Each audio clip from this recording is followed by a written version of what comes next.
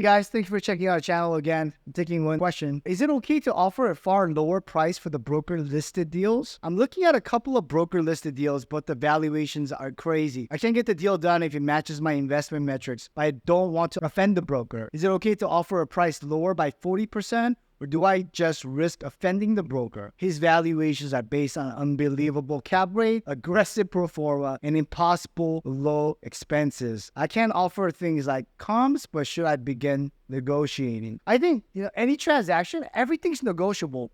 Understanding real estate, nothing is black and white and everything's gray. And there's when people say, what's the industry standard? Well, industry standard is when both people agree to something. That's industry standard. And you got to understand that brokers are always trying to get the highest value for their client because they want repeat business, they want referrals. So as an example for me, in any market, I have two type of brokers. I have brokers that I want to buy from, and I want brokers who want to sell my property, and I'll never buy from them because they're really good at selling the property for the highest value. So when you negotiate and you offer 40% below what they're asking or suggested guidance, I mean, who cares if they're offended? They are highly motivated to get the deal done, especially in this type of landscape right now. There's low transaction volume, equity's expensive, and if you're a proven operator that could close, hey, that might be the best price. Understand that, aggressive pro forma, because, if you look at real estate investment or only even stocks, it's always traded on pro forma. Pro forma just means future valuation.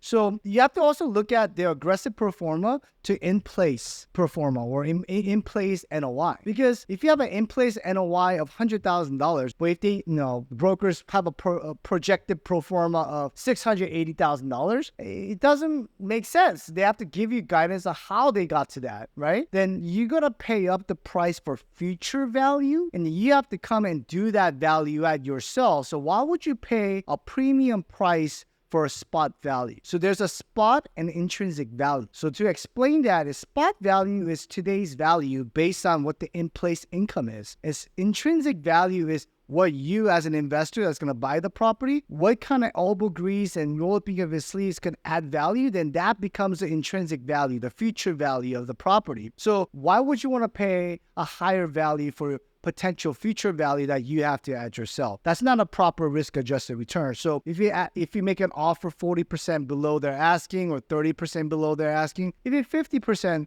below their asking, you just have to justify why. That doesn't mean they'll take your offer. But my thing is, my advice to you or anyone watching this video is you have to be disciplined. I had a great mentor. I won't share his name, but was a co-founder for Kennedy Wilson. And when I was a little bit younger, he used to tell me a story. And he would say, if you're highly aggressive, you're always going to win the deal. However, you're never going to achieve your targeted projection. And it's going to be very quick. You're going to be on the sideline holding your whatever hand in your hands with no money. Now, if you're too conservative, you might have your money in your pocket, but you're going to watch all the buses pass by, eventually miss out your opportunity.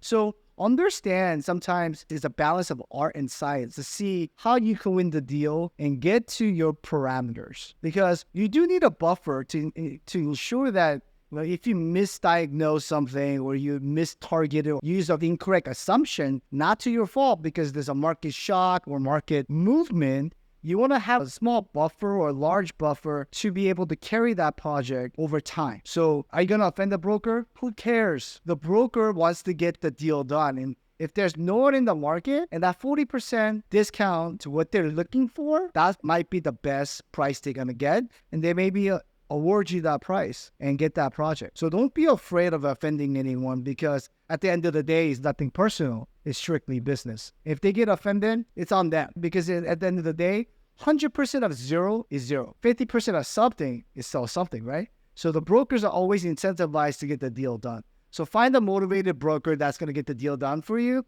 but also be able to justify why you think the project is 40% below the asking price. And asking is just asking, right? I'm pretty sure you'll negotiate everything you do.